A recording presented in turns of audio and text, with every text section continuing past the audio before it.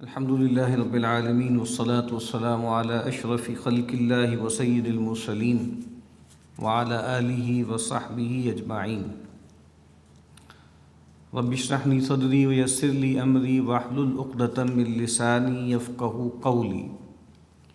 اللهم انفعنا بما علمتنا وعلمنا ما ينفعنا وزدنا علما. آمین یا رب العالمین. شمائل نبوی کے حوالے سے ہم سیدنا ہند بن ابی حالہ رضی اللہ تعالی عنہ کی روایت کا مطالعہ کر رہے ہیں، اور دوبارہ سے بس یہ بات تازہ کر لیں کہ جو نبی اکرم صلی اللہ علیہ وسلم کے ہم شمائل کا مطالعہ کر رہے ہیں، اس میں ہمارا مفاد کیا ہے؟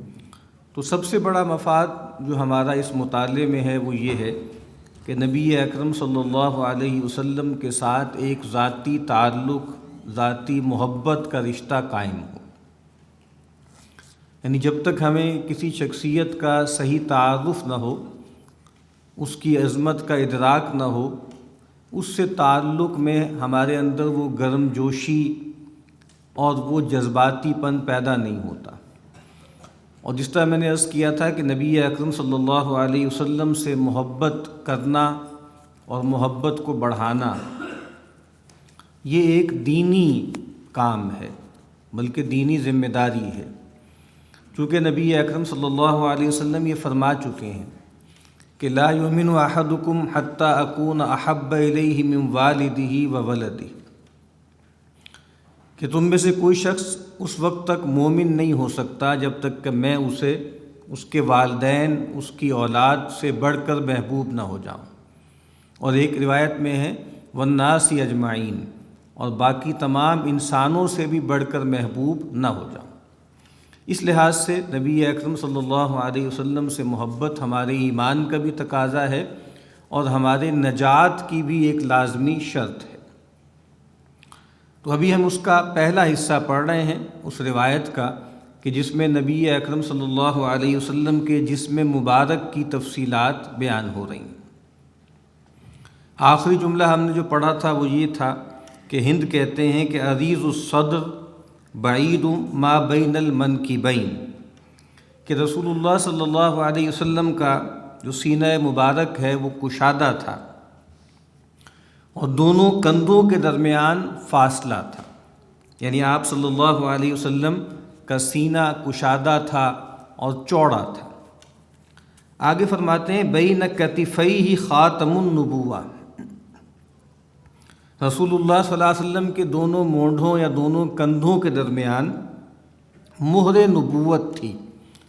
اب یہ ایک ایسا معاملہ ہے کہ اللہ تعالیٰ جب کسی رسول کو مبعوث کرتے ہیں تو اس کے پیش و عقب میں، اس کے آنے سے پہلے، اس کے آنے کے ساتھ، اس کے آنے کے بعد کچھ ایسی ظاہری علامات بھی اللہ تعالیٰ ظاہر فرماتے ہیں جس سے گویا امپیریکلی یہ بات طے ہو جاتی ہے کہ یہ صاحب اللہ کے رسول ہیں، اللہ کے فرستادہ ہیں. یہ بات میں نے پہلے بھی عرض کی تھی کہ یہ بات کہ کئی لوگ ہوں، وہ باتیں بہت اچھی کرتے ہوں، ان کا کردار بھی بہت اعلیٰ ہو، بہت عمدہ ہو، اور دونوں بیک وقت نبوت کا دعویٰ کر دیں اس دور میں کہ جب نبوت ختم نہیں ہوئی تھی.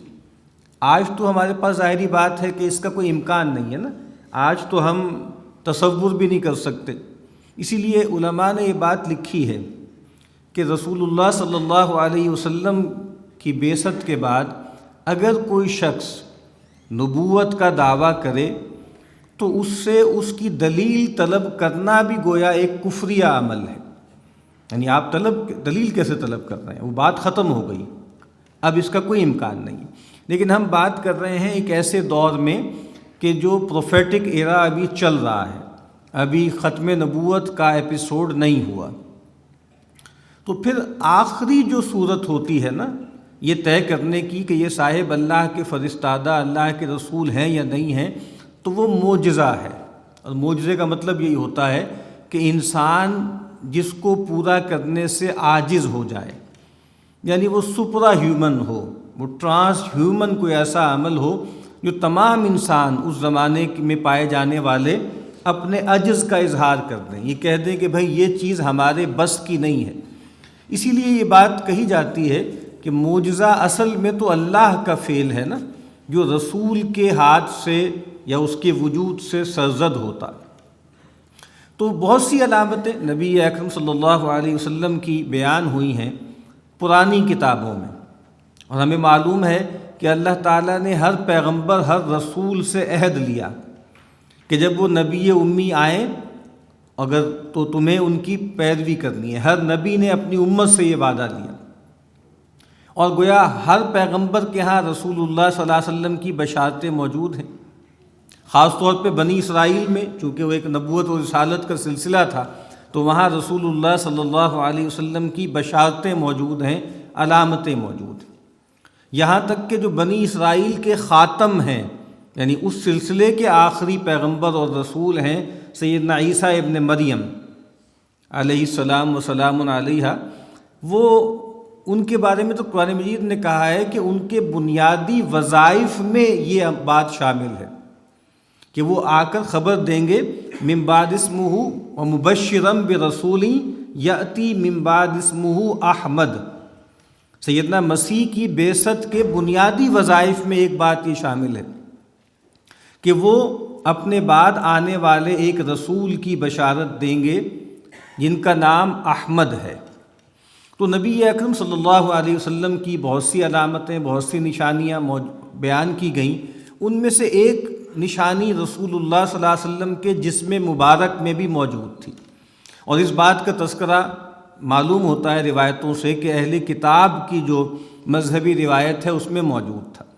اسی لیے بحیرہ راہب کے ساتھ جب معاملہ ہوا رسول اللہ صلی اللہ علیہ وسلم کا، تو بحیرہ راہب نے بھی رسول اللہ صلی اللہ علیہ وسلم کو اس مہر نبوت سے پہچانا۔ سلمان فارسی رضی اللہ تعالیٰ عنہ، چونکہ ان کا جو سفر چل رہا تھا اس میں آخری پڑاؤ جو ہے وہ ایک راہب کے پاس تھا نا، تو اس راہب نے بھی ان کو یہی بتایا تھا کہ وہ پیغمبر آخر الزمان وہ ظاہر ہونے والے ہیں کھجوروں کی سرزمین میں، تو وہاں جاؤ، اور وہاں پر بھی وہ علامت بتائی۔ اسی لیے سلمان فارسی رضی اللہ تعالیٰ عنہ رسول اللہ صلی اللہ علیہ وسلم کی خدمت میں حاضر ہوئے اور آپ کے پیچھے گھومنے لگے اور پیچھے گھوم کے گئے، تو رسول اللہ صلی اللہ علیہ وسلم نے بھانپ لیا کہ یہ کیا چاہتے ہیں، تو رسول اللہ صلی اللہ علیہ وسلم نے اپنی کمر مبارک سے کرتا ہٹایا اور وہ مہر نبوت انہوں نے دیکھ لی۔ تو سلمان فارسی خود کہتے ہیں فَأَكْبَبْتُ عَلَيْهِ أُقَبِّلُهُ وَأَبْكِي، تو میں ایک دم اس پہ جھک پڑا اور میں نے اس کا بوسہ دیا اور میں رونے لگا۔ یعنی اتنا لمبا سفر کیا انہوں نے، کتنی مرتبہ بکتے بکاتے یہاں پہنچے کہ گوہر مقصود جو ہے وہ ہاتھ آ گیا، اور گویا مہر نبوت کا بوسہ لیا اور رونے لگے۔ اب یہ جو مہر نبوت ہے یہ کیا ہے؟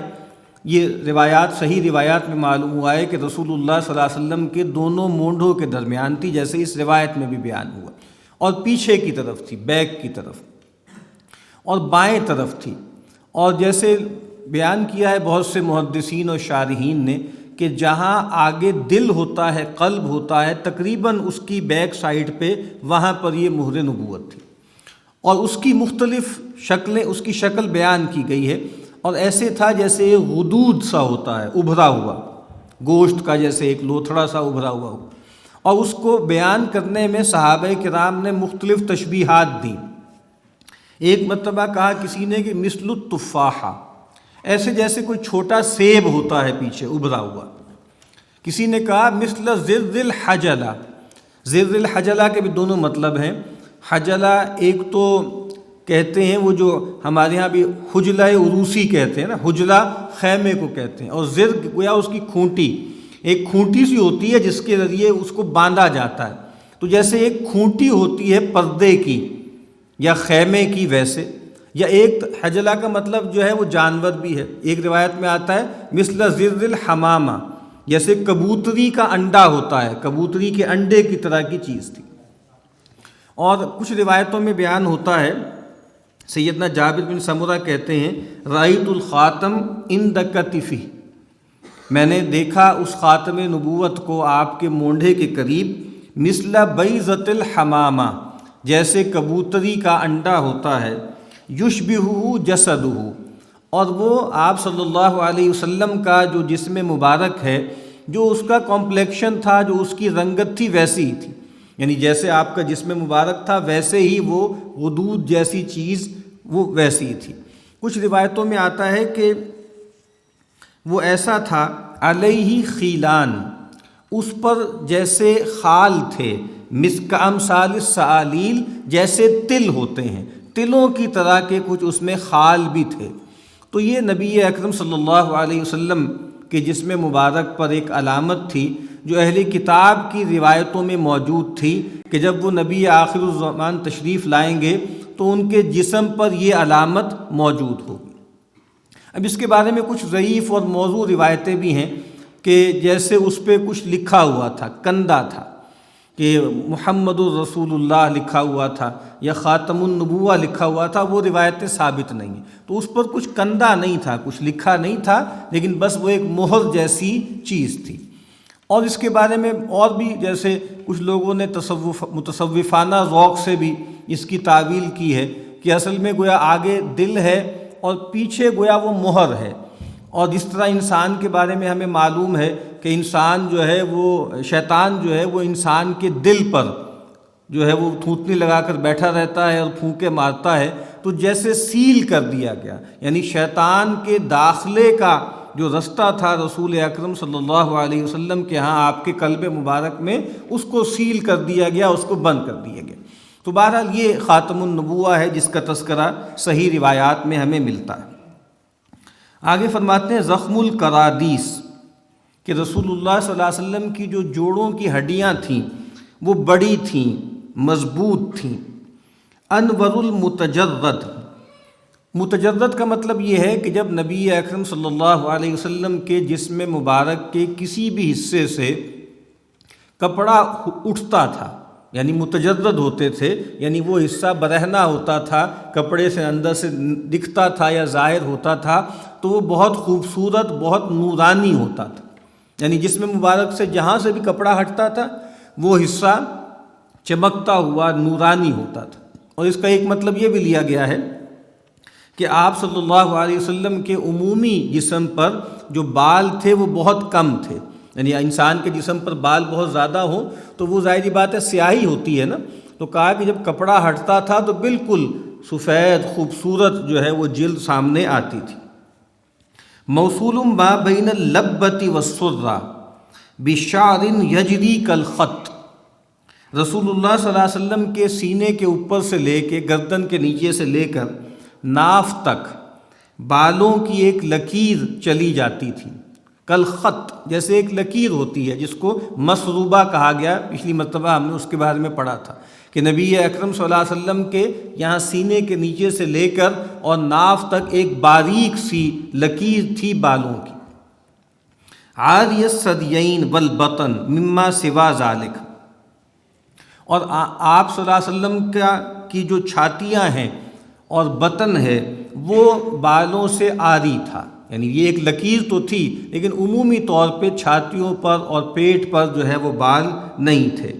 اشعر الذراعین والمنکبین وعالی الصدر، البتہ بازوؤں میں یعنی کوہنی سے لے کے کلائی تک اور کندھے میں اور سینے کے بالائی حصے پر بال موجود تھے۔ اب یہ آپ دیکھیے نا کتنی دقت سے اور کتنی باریکی سے نبی اکرم صلی اللہ علیہ وسلم کا حلیہ مبارک جو ہے وہ بیان کیا جا رہا ہے۔ طویل الزندین، آپ صلی اللہ علیہ وسلم کی کلائیاں لمبی تھیں، رحب الراحہ، اور آپ کی ہتھیلیاں کشادہ تھیں، کشادہ ہتھیلیاں تھیں، اور بہت زیادہ جیسے خوبصورت تھیں، بہت زیادہ نرم تھیں۔ صحابہ کہتے ہیں نا کہ میں نے نبی اکرم صلی اللہ علیہ وسلم کو ہاتھ میں لایا اور کوئی ریشم اور اطلس بھی اتنا ملائم نہیں ہوگا جتنا نبی اکرم صلی اللہ علیہ وسلم کا ہاتھ تھا، یعنی آپ سے مصافحے کی کیفیت اتنی گویا لطیف تھی، اتنی خوبصورت تھی۔ شسن الکفین والقدمین، نبی اکرم صلی اللہ علیہ وسلم کے دونوں پاؤں اور دونوں ہاتھ پر گوشت تھے، بھرے ہوئے تھے۔ سائل الاطراف او قال شائل الاطراف، اور نبی اکرم صلی اللہ علیہ وسلم کی انگلیاں لمبی تھیں۔ خمسان الاخمصین، پاؤں کے تلوے درمیان میں سے قدرے گہرے تھے، جیسے ایک ہوتا ہے نا کہ بالکل فلیٹ فٹ ہوتا ہے، اور ایک یہ ہے کہ تلوے اندر سے نسبتاً گہرے ہوں۔ مسیح القدمین، اوپر سے آپ کے جو پاؤں تھے وہ بالکل ہموار تھے۔ ینبو عنہم الماء، اور اتنے ملائم تھے، اتنے سافٹ تھے کہ اگر اس پہ پانی گرایا جائے تو وہ تیزی سے پھسل جائے، ٹھہرے نہ۔ اب یہاں تک نبی اکرم صلی اللہ علیہ وسلم کے جسم مبارک کی تفصیل تھی۔ اب کچھ آپ کی رفتار، آپ کی مشیہ، آپ کے چلنے کے بارے میں بات بیان کی جا رہی ہے، اور یہ جیسے انسان کی شخصیت کا اظہار ہوتا ہے، انسان کی شخصیت کا اظہار اس کی گفتار سے بھی ہوتا ہے، وہاں اس کی رفتار سے بھی ہوتا ہے، وہ کیسے چلتا ہے، کیسے واک کرتا ہے۔ اور قرآن مجید ہمیں بتاتا ہے کہ اس سے شخصیت کا پتہ لگتا ہے، کہ قرآن مجید نے کہا ہے نا کہ عباد الرحمن کون ہوتے ہیں؟ یمشون علی الارض ہونا، کہ جو زمین پر چلتے ہیں آہستگی کے ساتھ۔ اور اہل ایمان کو کہا گیا ہے، سیدنا جو ہے لقمان کی نصیحتوں میں ہے نا کہ ولا تمشی فی الارض مرحا، دیکھو زمین میں اکڑ کے مت چلو۔ اور ایک جگہ ان متکبرین کے بارے میں بہت لطیف طنز ہے، تعریض ہے، کہا کہ تم وہ لوگ کہ جو بہت زور زور سے زمین پر پاؤں مار مار کے چلتے ہو تکبر کے ساتھ، اور جو تم لوگ ہو جنہوں نے اپنی گردن اکڑائی ہوئی ہے تکبر کے ساتھ، ان کے بارے میں فرمایا کہ انک لن تخرق الارض، کہ تم ہماری زمین کو پھاڑ نہیں سکتے چاہے کتنی مرضی زور سے پاؤں دھمک دھمک کر کے مارو۔ ولن تبلغ الجبال طولا، اور کتنی ہی گردن تم اکڑا لو تم ہمارے پہاڑوں کی بلندی کو پا نہیں سکتے، ان تک نہیں پہنچ سکتے۔ تو نبی اکرم صلی اللہ علیہ وسلم کی جو رفتار ہے، آپ کے جو چلنے کا انداز ہے، اس کا بیان ہے۔ فرمایا اذا زال زال قلعا، اور ایک روایت میں ہے تقلعا، جب آپ چلتے تو پوری قوت کے ساتھ پاؤں اٹھاتے ہوئے چلتے۔ اس کا مطلب کیا ہے؟ ایک طریقہ ہوتا ہے پاؤں کو گھسیٹ کر چلنا، اور یہ بھی متکبرین کی چال ہوتی ہے، پاؤں گھسیٹ گھسیٹ کے چلنا، پورا پاؤں اٹھا کر چلتے تھے۔ یخطو تکفین، اور پاؤں جما کر نرمی سے چلتے۔ ویمشی ہونا، اور آہستگی سے چلتے۔ اور اس میں آہستگی میں کیا ہوتا ہے؟ دیکھیں دو طرح کی چال ہوتی ہے، ایک چال ہے متکبرین کی، جس طرح میں نے عرض کیا، پاؤں مار مار کے پاؤں گھسیٹتے ہوئے چلنا، اور ایک بالکل مریض اور مریل قسم کے جو لوگ ہوتے ہیں، بالکل مریل چال ہوتی ہے۔ تو نبی اکرم صلی اللہ علیہ وسلم کی جو چال تھی وہ بالکل اعتدال پر تھی۔ حافظ ابن قیم علیہ رحمہ نے زاد المعاد میں بتایا ہے کہ چال کے مختلف طریقے ہوتے ہیں، کچھ 10 انہوں نے گنوائے ہیں کہ یہ مختلف طریقے ہیں چلنے کے۔ اس میں سعی بھی ہے، اس میں مشی بھی ہے، اس میں رمل بھی ہے، اور فرماتے ہیں کہ نبی اکرم صلی اللہ علیہ وسلم کی جو چال تھی وہ بہترین تھی۔ وہ فرماتے ہیں کہ وَأَعْدَلُ هَذِهِ الْمِشْيَاتِ مِشْيَةُ الْهَوْنِ وَالتَّكَفُّفِ، یہ جتنی میں نے تمہیں بتائی ہیں چالیں، چلنے کے انداز، اس میں سب سے زیادہ عمدہ، سب سے معتدل کون سی ہے؟ کہ جس میں آہستگی ہے اور جماؤ ہے، دونوں چیزیں جمع ہیں۔ ایک تو یہ ہے کہ آہستگی ان معنوں میں کہ زور زور سے نہیں مار رہے، اور دوسری بات یہ ہے کہ جمع جمع کے پاؤں رکھ رہے ہیں۔ اور ویسے بھی جس طرح آگے روایت میں آئے گا کہ نبی اکرم صلی اللہ علیہ وسلم تیز تیز قدم اٹھا کے چلتے تھے۔ وہ آگے اب آ رہا ہے الفاظ کہ ذریع المشیتی، آپ لمبے قدموں کے ساتھ تیزی سے چلتے تھے۔ اذا مشا کانما ینحط من سبب، اور جب آپ چلتے تو ایسے محسوس ہوتا کہ جیسے کسی بلند جگہ سے اتر رہے ہیں، تھوڑا سا آگے کو جھک کر اور تیزی سے قدم اٹھاتے تھے، ایسے جیسے آپ اوپر سے نیچے آ رہے ہیں۔ اور سیدنا ابو ہریرہ رضی اللہ تعالی عنہ فرماتے ہیں، اپنا تاثر بیان کرتے ہیں، ما رأیت احدا اسرع فی مشیتہ من رسول اللہ صلی اللہ علیہ وسلم، میں نے کسی کو نبی اکرم صلی اللہ علیہ وسلم سے زیادہ تیز چلتے ہوئے نہیں دیکھا۔ اور فرمایا کأنما الارض تطوی لہ، ایسے لگتا تھا کہ جیسے زمین آپ کے لیے لپیٹ دی گئی ہے، ایسے لگتا تھا کہ زمین جیسے خود بخود فولڈ ہو رہی ہے اور آپ کے لیے تیزی سے سفر طے ہو رہا ہے۔ وَإِنَّا لَنَجْهِدُ أَنفُسَنَا، اور ہمارا معاملہ یہ ہوتا تھا کہ ہم آپ کا ساتھ نہیں دے پاتے تھے، یعنی آپ چل رہے ہیں، ہم بھی آپ کے ساتھ ساتھ چل رہے ہیں، تو ہماری جیسے بس ہو جاتی تھی۔ وَإِنَّهُ لَغَيْرُ مُخْتَرِسٍ، اور آپ صلی اللہ علیہ وسلم بہت سہولت سے چلتے چلے جاتے تھے، یعنی لگتا تھا کہ زمین آپ کے لیے لپیٹ دی گئی ہے اور آپ تیزی سے چل رہے ہیں اور ہم آپ کا ساتھ دینے سے قاصر ہیں۔ تو نبی اکرم صلی اللہ علیہ وسلم کی جو چال تھی وہ وہی چال تھی جو کسی اولو العزم باہمت اور شجاع آدمی کی چال ہوتی ہے، کہ اس میں وقار بھی تھا اور اس میں نرمی بھی تھی۔ ان دونوں کو نبی اکرم صلی اللہ علیہ وسلم نے جمع کی۔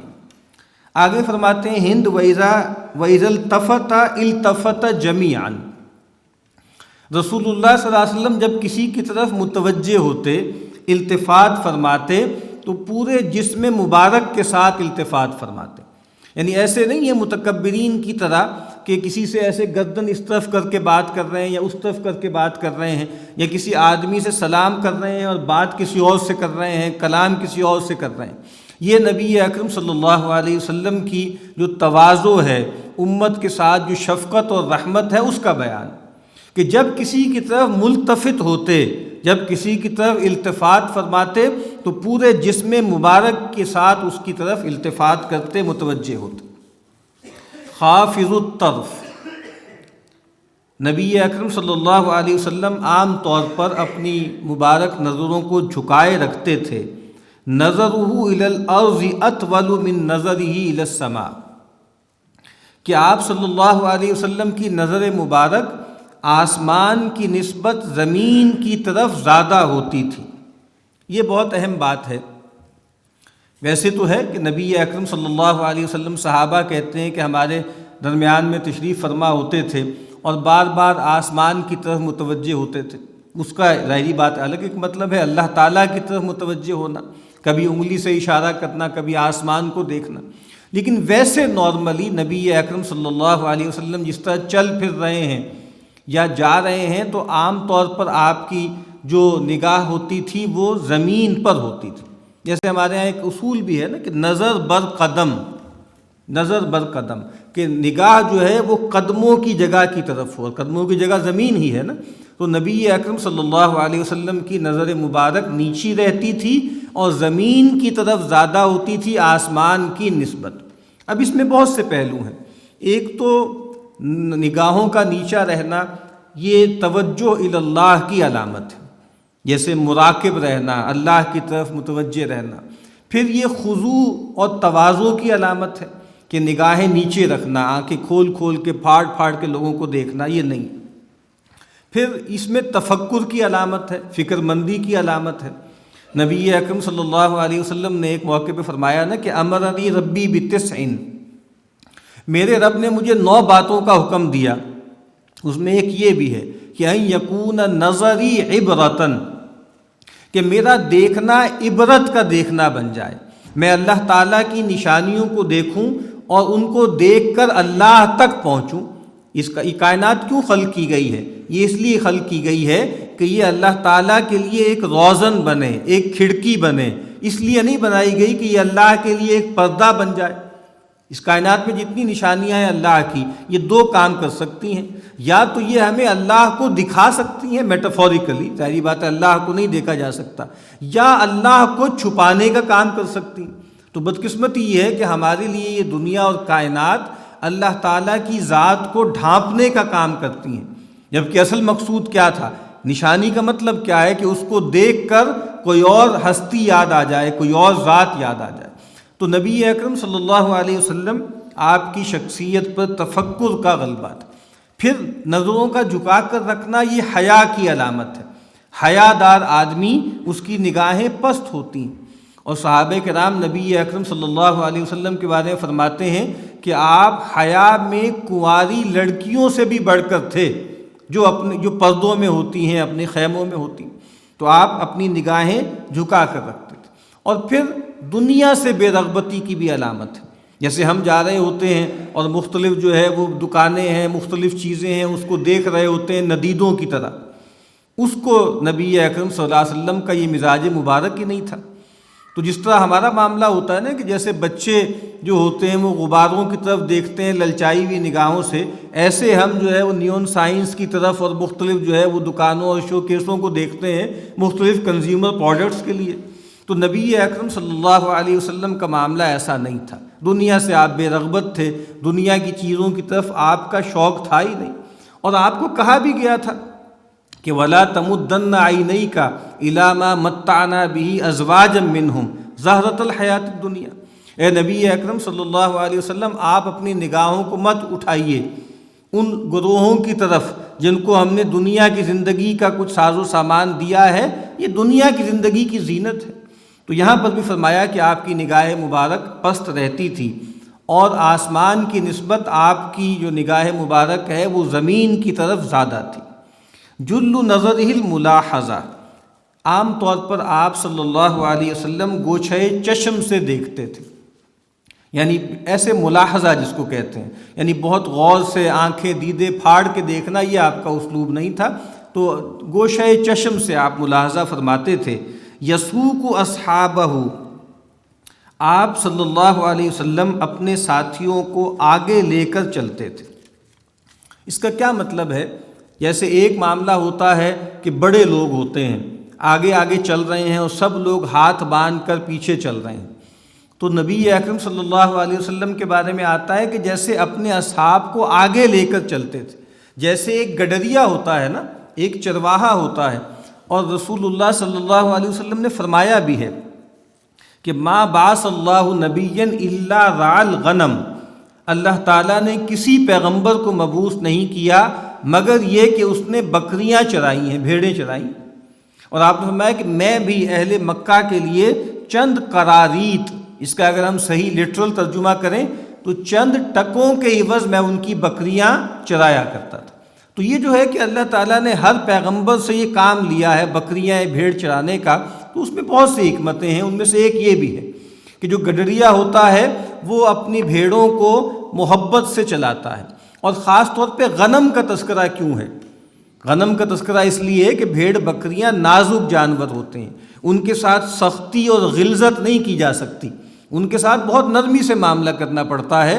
اور یہ نبی اکرم صلی اللہ علیہ وسلم نے فرمایا بھی ہے کہ انسان کا جو بھی کسب ہوتا ہے نا وہ اس کی شخصیت پہ اثر ڈالتا ہے۔ بھیڑ بکریاں چرانے والے ان کے دل نرم ہوتے ہیں چونکہ ان کو نرم و نازک جانوروں کے ساتھ معاملہ کرنا ہوتا ہے۔ اور آپ نے فرمایا کہ وہ لوگ کہ جو اونٹوں کو چراتے ہیں وہ تند ہوتے ہیں، وہ سخت ہوتے ہیں، ان میں غلظت ہوتی ہے۔ ظاہری بات ہے کہ جس کو اونٹوں کو قابو کرنا ہے، اور اونٹ ظاہری بات ایک سخت جانور ہے، تو اس کو قابو کرنے کے لیے جو قابو کرنے والا ہوگا، چرانے والا ہوگا، اس کی شخصیت میں سختی پیدا ہو جائے گی، غلظت پیدا ہو جائے گی۔ تو بکریاں چرانا اس میں بھی گویا یہ پہلو ہے کہ نرمی پیدا ہو، محبت پیدا ہو۔ تو گویا اور یہ پرانی کتابوں میں تو یہ استعارہ بہت استعمال ہوا ہے، پروفٹ ایز اے شیپرڈ، یہ استعارہ بہت استعمال ہوا ہے کہ گویا جو پیغمبر ہوتا ہے وہ چرواہا ہوتا ہے اور وہ اپنی قوم کو گویا لے کے چلتا۔ اور ایک موقع پہ نبی اکرم صلی اللہ علیہ وسلم نے فرمایا امشو امامی وخلو ظہری للملائکہ، آپ نے فرمایا کہ دیکھو میرے آگے آگے چلا کرو اور میرے پیچھے کے حصے کو فرشتوں کے لیے چھوڑ دو، یعنی گویا رسول اللہ کے جلوہ میں فرشتے چلتے تھے، تو فرمایا کہ تم مجھ سے آگے چلا کرو اور جو پیچھا حصہ ہے وہ فرشتوں کے لیے چھوڑ دو۔ مستدرک حاکم کی ایک روایت ہے کہ کان رسول اللہ صلی اللہ علیہ وسلم اذا خرج من بیتہ، کہ نبی اکرم صلی اللہ علیہ وسلم جب اپنے گھر سے باہر تشریف لے جاتے مشینا قدامہ، تو ہم آپ کے آگے آگے چلتے، وترکنا خلفہ للملائکہ، اور ہم آپ کے پیچھے کا جو حصہ ہے وہ فرشتوں کے لیے چھوڑ دیتے۔ تو یہاں پر بھی فرمایا کہ یسوق اصحابہ، وہ اپنے اصحاب کو آگے لے کے چلتے تھے، وہ ان کو آگے چلایا کرتے تھے۔ وَيَبْدَأُ مَنْ لَقِيَ بِالسَّلَامِ، اور جو بھی آپ سے ملتا رستے میں تو آپ اس کو سلام کرنے میں ابتدا فرماتے تھے۔ نبی اکرم صلی اللہ علیہ وسلم نے یہ فرمایا بھی ہے کہ تم میں بہتر آدمی وہ ہے کہ جو سلام میں ابتدا کرے، اور رسول اللہ صلی اللہ علیہ وسلم کا یہ معمول تھا۔ ایک صحابی یہ کہتے ہیں کہ مجھے حسرت ہی رہی کہ میں کبھی رسول اللہ صلی اللہ علیہ وسلم سے میری ملاقات ہو اور میں آگے بڑھ کے آپ کو سلام کر سکوں، ہمیشہ آپ ہی نے سلام میں پہل کی۔ اب یہ بھی رسول اللہ صلی اللہ علیہ وسلم کی تواضع ہے، آپ کی عظمت ہے، آپ کی رحمت ہے۔ اور نہ صرف یہ کہ آپ بڑوں کو، ایڈلٹس کو سلام کرتے تھے، آپ بچوں کو بھی سلام کیا کرتے تھے۔ سیدنا انس رضی اللہ تعالی عنہ جب کہیں سے گزرتے تو چھوٹے بچے بھی رستے میں کہیں کھیل رہے ہوتے تو ان کو بڑھ کے سلام کرتے اور پھر بتاتے کہ نبی اکرم صلی اللہ علیہ وسلم بھی ایسا ہی کیا کرتے تھے۔ یہ جو ہمارے یہاں ایک فرق بیان کیا جاتا ہے نا اطاعت اور اتباع میں، وہ اس کو اس مثال سے بھی سمجھا جا سکتا ہے۔ اطاعت کا مطلب یہ ہے کہ رسول اللہ صلی اللہ علیہ وسلم نے ایکسپلیسٹلی ایک حکم دیا، اس کو پورا کرنا، اور اتباع یہ ہے کہ آپ کا جو طرز عمل تھا اس کو اختیار کرنا۔ اب دیکھیے حکم کیا ہے رسول اللہ صلی اللہ علیہ وسلم کا کہ یسلم الصغیر علی الکبیر، کہ چھوٹے کو چاہیے کہ وہ بڑے کو سلام کرے۔ تو اگر بڑا جا رہا ہو اور وہ یہ دیکھے، وہ چاہے کہ بھئی چھوٹے آگے بڑھ کے مجھے سلام کریں، میں سلام کا جواب دوں، تو یہ اطاعت ہے کہ بھئی بچوں کی ذمہ داری تھی، انہوں نے سلام نہیں کیا تو آپ بھی سلام نہ کریں۔ لیکن اتباع کیا ہے؟ اتباع یہ ہے کہ بچوں کے سلام کا انتظار نہ کریں بلکہ آگے بڑھ کر بچوں کو سلام کریں۔ تو یہاں پر بھی یہ فرمایا کہ یبدأ من لقی بالسلام، جس سے بھی آپ ملاقات کرتے سلام میں پہل کرتے۔ اور یہ بات بھی ہمیں سمجھنی چاہیے کہ رسول اللہ صلی اللہ علیہ وسلم کا کسی کو سلام کرنا کوئی معمولی بات نہیں ہے۔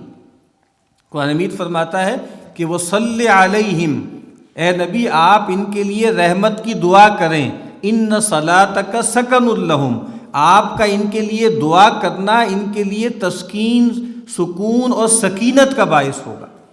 یعنی ہم اصل میں چونکہ روزمرہ میں اس کے عادی ہو چکے ہیں اور ہمیں اندازہ نہیں ہے کہ یہ کتنی بڑی دعا ہے۔ السلام علیکم ورحمۃ اللہ وبرکاتہ، اللہ تعالیٰ کی سلامتی ہو تم پر، اللہ کی رحمت ہو، اس کی برکتیں ہوں۔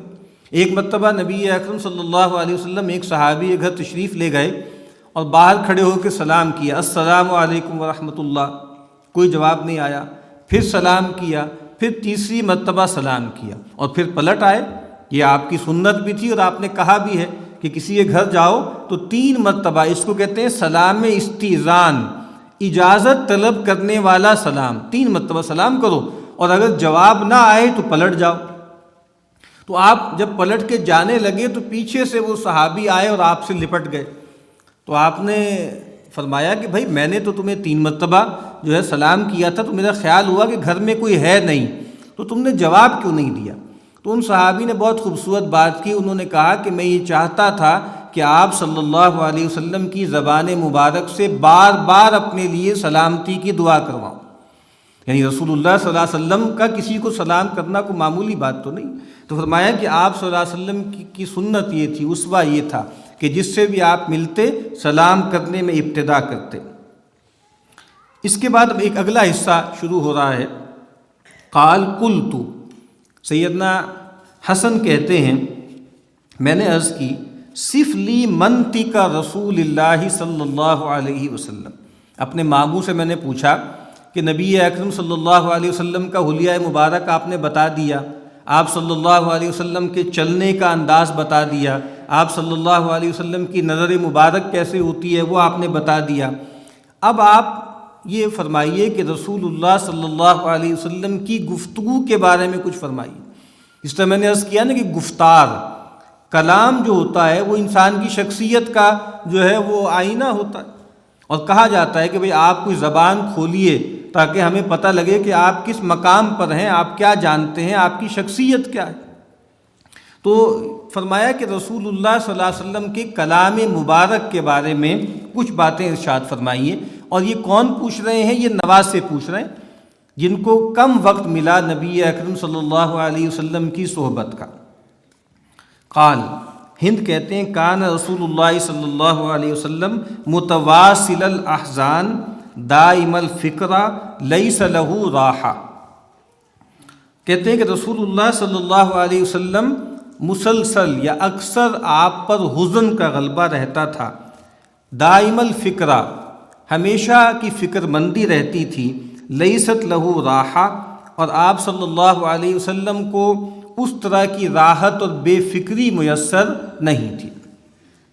اب یہ جو حصہ ہے متواصل الاحزان، چونکہ میں نے عرض کیا تھا اس روایت پر سند کے اعتبار سے کلام کیا گیا ہے، لیکن چونکہ اس روایت کے زیادہ تر حصے دوسری صحیح روایتوں میں بیان ہوئے ہیں، اس وجہ سے اکثر علماء نے، محدثین نے اس کو قبول کیا ہے، لیکن اس حصے کو کچھ لوگوں نے کانٹیسٹ کیا ہے، چیلنج کیا کہ یہ جو فرمایا گیا کہ متواصل الاحزان، کہ آپ صلی اللہ علیہ وسلم مسلسل ایک حزن کی کیفیت میں رہتے تھے، اور درایتاً لوگوں نے اس کو چیلنج کیا اور کہا کہ بھئی یہ بات ٹھیک نہیں لگتی، کیونکہ حزن ایک خاص معنوں میں کوئی اچھی کیفیت نہیں ہے۔ جنت کے بارے میں فرمایا کہ لا خوف علیہم ولا ہم یحزنون، یا نبی اکرم صلی اللہ علیہ وسلم سے فرمایا، اور کئی لوگوں سے کہا لا تحزن ولا تہنوا ولا تحزنوا، تو حزن تو کوئی اچھی کیفیت نہیں ہے، کوئی اچھی حالت نہیں ہے۔ تو اصل میں یہاں پر حزن ان معنوں میں نہیں ہے، وہ حزن کے جو انسان کو بالکل ہی گھبرا دے، ہر وقت خوف زدہ کر دے، ہر وقت کے اضطراب میں اس کو ڈال دے، وہ یہاں مراد نہیں۔ اور عام طور پر جو حزن قابل مذمت ہوتا ہے وہ ہوتا ہے جو دنیاوی چیزوں کے لیے ہوتا ہے۔ ہمارے حزن جو ہوتے ہیں وہ اس نوعیت کے ہوتے ہیں، جتنے بھی ہمارے فوبیاز ہوتے ہیں وہ اسی طرح کے ہوتے ہیں، یہ نہ ہو جائے، وہ نہ ہو جائے، مستقبل کے بارے میں اندیشہ ہے، دور دراز ہمیں لاحق ہوتے ہیں۔ لیکن یہاں حزن کا مطلب کیا ہے کہ ایک خاص طرح کی فکر مندی، اہتمام، تفکر، جس کو آگے فرمایا دائم الفکرہ، ہر وقت کی فکر مندی میں آپ رہتے تھے، اور آپ کو جس طرح لوگ ہوتے ہیں نا، بے فکرے لوگ، بے غم لوگ، جن کو کوئی پریشانی نہیں ہے، جن کو کوئی مسئلہ نہیں ہے، ویسے آپ نہیں تھے۔ اور وہ بات ہمیں معلوم ہے، اس کا سبب بھی واضح ہے کہ نبی اکرم صلی اللہ علیہ وسلم پر جو ذمہ داری ڈالی گئی وہ بہت بڑی تھی۔ انا سنلقی علیک قولا ثقیلا، ہم ان قریب آپ پر ایک بھاری بوجھ ڈالنے والے۔ اور فرمایا کہ جب فَإِذَا فَرَغْتَ فَانصَبْ وَإِلَىٰ رَبِّكَ فَارْغَب، تو ابھی آپ پر بہت مشغولیتیں ہیں، جب آپ فارغ ہو جائیں تو آپ رب کی طرف آپ رجوع کریں اور اللہ کی طرف لو لگائیں۔ اور نبی اکرم صلی اللہ علیہ وسلم کو سب سے بڑی فکر مندی کیا تھی؟ سب سے بڑی فکر مندی یہ تھی کہ کوئی ایک شخص بھی جہنم میں نہ جائے۔ خود قرآن مجید نے کہا ہے کہ فَلَعَلَّكَ بَاخِعٌ نَفْسَكَ عَلَىٰ آثَارِهِمْ أَلَّا يَكُونُوا مُؤْمِنِينَ، کہ لگتا ہے کہ آپ اپنے آپ کو ہلکان کر دیں گے، ہلاک کر دیں گے اس غم میں کہ یہ لوگ ایمان کیوں نہیں لا رہے۔ اور وجہ کیا ہے؟ وجہ یہ ہے کہ نبی اکرم صلی اللہ علیہ وسلم کو اس کا عین الیقین حاصل ہے، حق الیقین حاصل ہے۔ آپ فرمایا کہ لو تعلمون کما اعلم، اگر تم وہ جاننے لگو جو میں جانتا ہوں، لضحکتم قلیلا ولبکیتم کثیرا، تو تم ہنسو کم اور رو زیادہ۔ اور آپ نے فرمایا کہ انی ارا ما لا ترون واسمع ما لا تسمعون، میں وہ کچھ دیکھتا ہوں جو تم نہیں دیکھتے، میں وہ کچھ سنتا ہوں جو تم نہیں سنتے۔ اور آپ نے کہا اتت السماء، آسمان چرچرا رہا ہے، اور حق ہے اس کا کہ وہ چرچرائے۔ آسمان پر 4 انگلی رکھنے کی جگہ نہیں ہے مگر کوئی فرشتہ سجدے میں ہے۔ اور صحابہ کرام جب بہت پریشان ہو گئے اس طرح کی باتیں سن کر، تو آپ نے فرمایا کہ کوئی بات نہیں، یہ کہو حسبنا اللہ ونعم الوکیل۔ اور نبی اکرم صلی اللہ علیہ وسلم نے فرمایا کہ میری اور تمہاری مثال تو ایسے ہے کہ جیسے کوئی الاؤ روشن ہو اور اس میں جو ہے وہ جنادب والفراش، مختلف پتنگے اور مختلف حشرات الارض گرا چاہتے ہیں، اور میرا معاملہ بھی یہی ہے کہ ایک آگ کا الاؤ روشن ہے اور تم اس میں گرا پڑتے ہو، وَأَنَا آخِذٌ بِحُجَزِكُمْ، اور میں تمہاری کمروں سے پکڑ پکڑ کے تمہیں روکتا ہوں اور تم اس میں گرے پڑا چاہتے ہو۔ تو نبی اکرم صلی اللہ علیہ وسلم کو اللہ تعالیٰ نے جہنم دکھائی ہے، بتایا ہے کہ فلاں فلاں لوگوں کے ساتھ کیا معاملہ ہونے والا ہے۔ اور جس طرح سیدہ فرماتی ہے نا کہ ہمارا معاملہ یہ ہوتا تھا کہ جب ہوا چلتی اور بارش کے اثرات ظاہر ہوتے ہم خوش ہو جاتے، کہ ابر رحمت برسے گا اور نبی اکرم صلی اللہ علیہ وسلم کا چہرہ مبارک متغیر ہو جاتا۔ اور پوچھا پھر آپ سے کہ بھئی آپ پریشان کیوں ہوتے ہیں؟ کہا کہ بھئی پچھلی امتوں پہ ایسے ہی تو عذاب آیا تھا، تو آپ کو یہ اندیشہ تھا، مسلسل اندیشہ تھا کہ کہیں میری قوم کا پیمانہ بھر تو نہیں گیا، اس پر عذاب کے اثرات ظاہر تو نہیں ہونے لگے۔ اور آپ نے فرمایا ایک روایت میں کہ کیف انعم، میں کیسے جو ہے وہ نعمتوں میں پڑا رہا ہوں، وہ جو بے فکری ہے۔ لیست لہو راحہ کا مطلب یہ ہے، ایک معنوں میں تو آپ کے لیے راحت ہی راحت تھی، اللہ کے تقرب کی آخری منزلیں آپ نے پائی ہوئی تھیں، لیکن ان معنوں میں پریشانی۔ آپ نے کہا کہ میں کیسے جو ہوں اپنے آپ کو راحت میں رکھوں، اپنے آپ کو نعمتوں میں رکھوں، حالانکہ مجھے معلوم ہے کہ صاحب القرن قد التقم، کہ جو صاحب القرن ہے اس نے منہ میں لگایا ہوا ہے وہ جو نفقہ ہے، وہ جو ہے جس میں پھونکا جائے گا، سور منہ میں لگا رکھا ہوا ہے، اور وہ انتظار کر رہا ہے اللہ تعالیٰ کے حکم کا کہ کب اس کو حکم ملتا ہے اور وہ کب سور میں پھونک دیتا ہے اور اس کائنات کا خاتمہ کر دیا جاتا ہے۔ تو یہ وہ فکر مندیاں ہیں جو نبی اکرم صلی اللہ علیہ وسلم کو لاحق تھی۔ آگے فرمایا طویل السکت لا یتکلم فی غیر حاجہ، آپ صلی اللہ علیہ وسلم کی خاموشی طویل ہوتی تھی اور بلا ضرورت گفتگو نہیں فرماتے تھے۔ یہ بھی نبی اکرم صلی اللہ علیہ وسلم کا ایک مبارک وصف ہے، اور آپ نے اپنی امت کو بھی یہی تلقین فرمائی۔ آپ نے فرمایا من کان یؤمن باللہ والیوم الآخر فلیقل خیرا او لیصمت، کہ جو کوئی بھی اللہ پر اور آخرت کے دن پر ایمان رکھتا ہے اس کو چاہیے یا تو بھلی بات کرے یا خاموش رہے۔ اور فرمایا کہ من صمت نجا، جو خاموش رہا وہ کامیاب ہو گیا۔ تو نبی اکرم صلی اللہ علیہ وسلم طویل خاموشی اختیار فرماتے اور بغیر ضرورت کے کلام نہیں کرتے تھے۔ اور ویسے بھی اگر آپ دیکھیں نبی اکرم صلی اللہ علیہ وسلم کے جو خطبات ہیں وہ جمع کیے ہیں لوگوں نے، اگر ان کو ہم پڑھیں یا کہیں بولیں تو چند منٹ سے زیادہ اس میں وقت نہیں لگتا تھا۔ اور خود نبی اکرم صلی اللہ علیہ وسلم کے بارے میں آتا ہے نا کہ کان صلاتہ قصدا و خطبتہ قصدا، آپ کی نماز بھی درمیانی ہوتی تھی اور آپ کا خطبہ بھی درمیانہ ہوتا تھا۔ اور آگے فرمایا یفتتح الکلام و یختمہ باشداقہ، کہ نبی اکرم صلی اللہ علیہ وسلم کلام کی ابتدا اور انتہا بھی پورے منہ سے کرتے تھے۔ یعنی ایک تو یہ ہے کہ آپ کا یہ بایا جو ہے ویسے ہی بڑا تھا، اور جیسے لفظوں کو چبا کر بات کرنا اور تھوڑا سا منہ کھول کے کلام کرنا یہ بھی متکبرین کی علامت، تو پورا منہ کھول کر گویا گفتگو وضاحت سے کرتے تھے۔ وَيَتَكَلَّمُ بِجَوَامِعِ الْكَلِمِ، اور نبی اکرم صلی اللہ علیہ وسلم انتہائی جامع کلمات ارشاد فرماتے تھے۔ جو اللہ کے نبی نے فرمایا نا کہ مجھے بہت سی چیزیں دی گئی ہیں جو مجھ سے پہلے انبیاء کو نہیں دی گئیں، ان میں ایک یہ بھی ہے کہ اعطیت جوامع الکلم، مجھے بہت ہی جامع کلمات عطا فرمائے گئے۔ اور جیسے کہ ہمیں معلوم ہے نا کہ نبی اکرم صلی اللہ علیہ وسلم کا اصل معجزہ کیا ہے؟ اصل معجزہ قرآن ہے، اور وہ بھی جوامع الکلم پر مشتمل ہے۔ اور آپ صلی اللہ علیہ وسلم کی اپنی شخصیت مبارکہ بھی گویا معجزہ ہے، آپ کا کلام بھی معجزہ ہے۔ یعنی ظاہری بات ہے آپ کو ایسا معجزہ دیا جانا تھا کہ جو ابدی ہے، جو امپیریکل معجزہ ہے وہ تو اس زمانے کے جو حاضر لوگ ہیں نا ان کے سامنے ہے نا۔ تو آج قرآن مجید بھی اعجاز بیان کا معجزہ ہے، اور ظاہری بات ہے وہ اللہ کا کلام ہے، لیکن اس کے بعد رسول اللہ صلی اللہ علیہ وسلم کا کلام مبارک وہ بھی معجز نما ہے، اس کے اندر بھی ایک خاص اعجاز پایا جاتا ہے۔ اور کتنی ہی روایتیں ہیں کہ ہم جب پڑھتے ہیں تو یہ پکار اٹھتے ہیں کہ یہ کسی پیغمبر ہی کا کلام ہو سکتا ہے، کوئی عام آدمی ایسی گفتگو نہیں کر سکتا۔ تو وَيَتَكَلَّمُ بِجَوَامِعِ الْكَلِمِ، آپ صلی اللہ علیہ وسلم بہت جامع کلمات ارشاد فرماتے تھے۔ کلامہ فصل، آپ کی گفتگو واضح ہوتی تھی، الگ الگ ہوتی تھی۔ لا فضول ولا تقصیر، نہ اس میں کوئی فاضل اور اضافی چیز ہوتی تھی اور نہ ہی اس میں کوئی کمی ہوتی تھی۔ اب یہ بہت ہی، میں نے پہلے عرض کیا تھا کہ ہند کے بارے میں کہا گیا نا کہ کان وصافن، وہ بہت اچھا وصف بیان کرنے والے تھے۔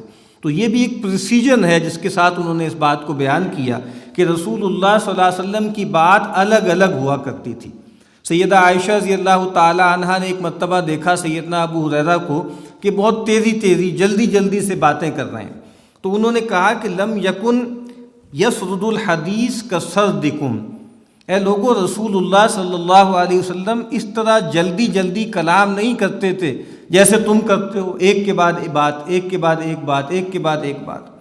اور ایک روایت میں آپ فرمایا کہ لو عدہ العاد، تو کہا کہ لأحصاہ، اگر کوئی گننے والا آپ کے الفاظ گننا چاہتا تو گن سکتا تھا، ایسے روک کے ٹھہر کے کلام آپ فرماتے تھے۔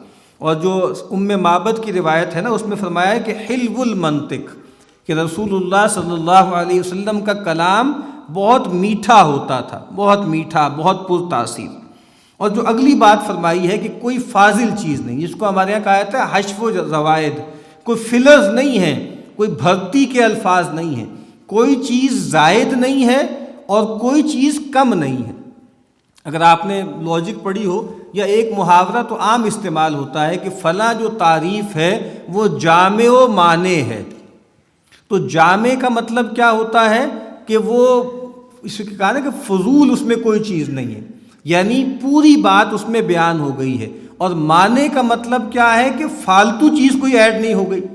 تو فرمایا کہ نہ کوئی اضافی بات ہوتی تھی، نہ یہ ہوتا تھا کہ کلام میں کوئی کمی رہ گئی ہے۔ تو یہ سب سے اونچا کلام وہی ہوتا ہے کہ جس میں کوئی فالتو بات بھی نہ ہو اور جس میں کوئی ضروری بات کہنے والی رہ بھی نہ گئی ہو۔ تو فرمایا کہ لا فضول ولا تقصیر، لیس بالجافی ولا المہین، فرمایا کہ آپ صلی اللہ علیہ وسلم لوگوں کے ساتھ جفا کرنے والے نہیں تھے، تندی کرنے والے نہیں تھے، بے وفائی کرنے والے نہیں تھے، ظلم و زیادتی کرنے والے نہیں تھے۔ خود قرآن مجید نے فرمایا نا کہ رؤوف الرحیم، آپ رؤوف بھی تھے، آپ رحیم بھی تھے، ولل مہین، اور نہ ہی آپ لوگوں کو رسوا کرتے تھے۔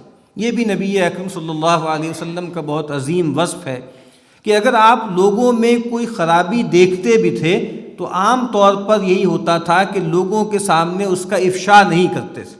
اسی لیے ہمارے علماء یہ بات لکھتے ہیں نا کہ اگر تم اپنے کسی بھائی کی کسی غلطی پر اس کو متنبع کرنا چاہتے ہو، اس کا طریقہ کیا ہے کہ خلوت میں، علیحدگی میں اس سے بات کرو۔ اور وہ کہتے تھے کہ یہ نصیحت ہے، اور مجمع میں سب لوگوں کے سامنے اس پہ برس پڑنا یہ فضیحت ہے۔ تو ہمیں نصیحت کا حکم ہے، فضیحت اور رسوائی کا حکم نہیں ہے۔ تو نبی اکرم صلی اللہ علیہ وسلم کا مزاج مبارک بھی یہی ہوتا تھا۔ جب عمومی طور پہ توجہ دلانی ہوتی تھی تو آپ کیا کہتے تھے؟ ما بال اقوام، کیا ہو گیا ہے لوگوں کو، لوگوں کا کیا معاملہ ہو گیا ہے۔ اور کچھ لوگ ایسے ہیں جو یہ کہتے ہیں اور یہ کہتے ہیں اور یہ کہتے ہیں۔ تو یہ نبی اکرم صلی اللہ علیہ وسلم کا عام اسلوب تھا کہ آپ لوگوں کو رسوا نہیں کرتے تھے، لوگوں کو ذلیل و خوار نہیں کرتے تھے۔ یعظم النعمت وان دقت، اب یہ بہت ہی عظیم وصف ہے نبی اکرم صلی اللہ علیہ وسلم کا جو جہاں بیان ہوا ہے کہ آپ اللہ کی نعمت کی تعظیم کرتے تھے، چاہے وہ بظاہر کتنی ہی چھوٹی کیوں نہ ہو۔ یہ بہت اہم بات ہے۔ نبی اکرم صلی اللہ علیہ وسلم عبد شکور تھے، اللہ تعالیٰ کی حمد کرنے والے تھے اور اللہ کی نعمتوں کی قدردانی فرمانے والے تھے۔ اسی لیے آپ دیکھتے ہیں نا کہ ہم تو یہ خیال کرتے ہیں کہ کوئی بہت بڑی کامیابی ملے، بہت بڑی اچیومنٹ ہو تو ہم بہت اہتمام سے یہ اللہ کا شکر ہے۔ نبی اکرم صلی اللہ علیہ وسلم نے فرمایا کہ اللہ تعالیٰ اس سے خوش ہوتے ہیں کہ اس کا بندہ روٹی کا ایک نوالہ کھائے اور اس پر اللہ کی حمد کرے، اس کا بندہ پانی کا ایک گھونٹ پیے، اس پہ اللہ کی حمد کرے۔ اور اگر ہم نبی اکرم صلی اللہ علیہ وسلم کی دعاؤں پر نگاہ کریں تو زیادہ تر دعائیں جو خاص ایونٹس کی ہیں وہ حمد سے شروع ہوتی ہیں۔ انسان رات کو سویا اور صبح اللہ نے اس کو اٹھا دیا، دوبارہ زندگی دے دی، تو الحمدللہ الذی احیانی بعد ما اماتنی والیہ النشور۔ انسان نے کھانا کھایا اور اس کے جسم میں غذا گئی، الحمدللہ الذی اطعمنی وسقانی وجعلنی من المسلمین۔ انسان کی طبیعت بھاری ہو رہی تھی، اس کے جسم میں فضلہ جمع ہو رہا تھا، تو اللہ تعالیٰ نے کرم کیا کہ وہ فضلہ خارج ہو گیا، تو الحمدللہ الذی اذھب عنی الاذی وعافانی، انسان کے تن پہ کپڑے نہیں تھے، انسان نے کپڑے پہن لیے۔ الحمدللہ الذی کسانی ما اواری بہ عورتی واتجمل بہ فی حیاتی۔ تو چھوٹی چھوٹی چیزوں میں، روزمرہ کی چیزوں میں نبی اکرم صلی اللہ علیہ وسلم کا یہ معمول تھا کہ آپ اللہ کا شکر ادا کرتے تھے، الحمدللہ کہتے تھے۔ اور آپ دیکھیے نا کہ جب آپ کی طبیعت کچھ ماندہ ہوتی، کچھ پریشانی ہوتی، تو عام طور پہ الحمدللہ کہتے، اور آپ نے فرمایا نا کہ اگر انسان کی طبیعت کچھ کمزور ہو، ماندہ ہو، پریشانی ہو، اور پھر اس سے پوچھا جائے کہ بھئی تمہاری طبیعت کیسی ہے، تو اس کو کہنا چاہیے کہ الحمدللہ علی کل حال، کہ اللہ کا شکر ہے ہر حالت پر۔ تو ویسے بھی اللہ کا شکر بہت کرنا چاہیے، اور جب بظاہر لگ رہا ہے کہ کچھ تنگی ہے، کچھ پریشانی ہے، چاہے وہ مالی ہو، چاہے وہ جسمانی ہو، چاہے نفسیاتی ہو، اس موقع پر بھی گویا اللہ کا شکر بہت کرنا چاہیے۔ تو فرمایا کہ یعظم النعمت وان دقت۔ سیدنا عبداللہ ابن عباس رضی اللہ تعالی عنہما کہا کرتے تھے کہ جب مجھ پر کوئی تکلیف آتی ہے، آفت آتی ہے، تو میں اس کے اندر بھی خیر کے 3 پہلو دیکھتا ہوں۔ پہلا پہلو تو یہ ہے کہ جتنی تکلیف آئی اتنی ہی آئی، اس سے زیادہ نہیں آئی، اس سے زیادہ بھی تو آ سکتی تھی نا۔ دوسری بات یہ ہے کہ یہ تکلیف جو آئی ہے میرے کسی دنیاوی معاملے میں آئی ہے، میرے کسی دینی معاملے میں نہیں آئی۔ جس طرح نبی اکرم صلی اللہ علیہ وسلم نے ہمیں یہ دعا سکھائی ہے کہ ولا تجعل الدنیا اللہم لا تجعل مصیبتنا فی دیننا، لا تجعل مصیبتنا فی دیننا، کہ اے اللہ تو ہمارے دین کے معاملے میں ہم پر کوئی مصیبت، کوئی آفت نہ لا۔ اور تیسری بات وہ فرماتے تھے کہ اللہ کا شکر ہے کہ یہ آفت دنیا میں آئی ہے، آخرت میں نہیں آئی۔ وہاں کی جو رسوائی ہے وہ بہت بری ہے۔ ولا تخزنی یوم یبعثون، اے اللہ تو مجھے مت رسوا کیجیے اس دن جس دن تو لوگوں کو اٹھائے گا۔ تو فرمایا کہ یعظم النعمت وان دقت لا یذم منہا شیئا، اور آپ کسی چیز کی مذمت نہیں کرتے تھے۔ کسی چیز کی مذمت کا مطلب کیا ہے؟ دنیاوی معاملات میں، آگے اس کا ذکر آئے گا بھی کہ کھانا اچھا نہیں بنا، کپڑے میں کوئی فرق آ گیا، آرام میں کوئی کمی آ گئی، کسی کو کوئی بات کہی، اس نے وہ بات پوری کرنے میں کوئی کمزوری دکھائی، تو اس کی آپ مذمت نہیں کرتے تھے۔ ہاں دینی معاملات میں کوتاہی ہوتی تھی، اس معاملے میں آپ یقیناً، کیونکہ آپ اللہ تعالیٰ کی طرف سے آپ مامور تھے کہ آپ عامر بالمعروف تھے اور ناہی عن المنکر تھے، اور آپ کے اوصاف میں یہ بات بیان ہوئی کہ جب وہ نبی امی آئیں گے تو وہ کیا کریں گے یأمرہم بالمعروف وینہاہم عن المنکر، وہ نیکی کی تلقین کریں گے اور برائی سے منع کریں گے۔ غیر انہ لم یکن یذم ذواقا ولا یمدحہ، اور البتہ کھانے پینے کی چیزوں کی نہ تو آپ برائی کرتے اور نہ ہی بہت تعریف کرتے۔ اس کا کیا مطلب ہے؟ یہ مطلب نہیں ہے کہ کہیں کھانا اچھا بنا ہے تو آپ تعریف نہیں کرتے تھے، مطلب یہ ہے کہ یہ آپ کا کوئی کنسرن نہیں ہوتا تھا۔ ایسی بات تو نہیں ہے کہ نبی اکرم صلی اللہ علیہ وسلم کو کھانے پینے، پہننے اوڑھنے میں کچھ چیزیں مرغوب نہ ہوں، خاص طرح کی چادر آپ کو پسند تھی، کھانے میں کچھ چیزیں پسند تھی، یحب الحلف والعسل، آپ کو میٹھا اور شہد پسند تھا، آپ کو ٹھنڈا پانی پسند تھا، آپ صلی اللہ علیہ وسلم کو جو ہے بکری یا بکرے کے گوشت میں جو شانے کا گوشت ہے وہ پسند تھا۔ لیکن اصل بات کیا ہے کہ جو اصحاب الہمم ہوتے ہیں، جو اصحاب العزائم ہوتے ہیں، ان کی زندگی میں یہ چیزیں کوئی بہت اہمیت نہیں رکھتی۔ اللہ کی نعمتوں کو سمجھ کر اچھی چیز ملی ہے تو شوق سے کھانا، شکر ادا کر کے کھانا، ان کو برتنا، یہ اچھی بات ہے، لیکن یہ کوئی جینے مرنے کا موضوع نہیں ہے کہ ہر وقت انسان اسی کو سوچتا رہے کہ کیا کھانا ہے اور کیا پکانا ہے اور کیا پہننا ہے اور کیا اوڑھنا ہے۔ یہ بتا رہے ہیں کہ رسول اللہ صلی اللہ علیہ وسلم کی یہ عادت مبارک نہیں تھی کہ سالن اچھا پکا ہے، سالن برا پکا ہے، کپڑا ٹھیک ہے، کپڑا غلط ہے۔ کہا ان معاملوں میں خاص طور پہ چکھنے والی چیزیں، کھانے والی چیزیں، ان کی نہ تو کوئی مذمت کرتے نہ کوئی بہت تعریف کرتے۔ اور دوسری روایتوں میں آتا ہے کہ جب اللہ کے نبی کہیں تشریف لے جاتے اور کوئی ایسا کھانا آپ کے سامنے رکھا جاتا جو آپ نہیں کھاتے تھے تو آپ بس اٹھ جاتے تھے یا نہیں کھاتے تھے، اس کی مذمت پھر بھی نہیں کرتے تھے، اس کی برائی پھر بھی نہیں کرتے تھے۔ تو فرمایا کہ آپ جو ہے کسی کھانے والی چیز کی نہ تو برائی کرتے اور نہ ہی بہت تعریف کرتے۔ تو ابھی یہ اوصاف آگے چل رہے ہیں، دعا ہے کہ اللہ تعالی ہمیں نبی اکرم صلی اللہ علیہ وسلم کے اوصاف کو اپنانے کی توفیق عطا فرمائے۔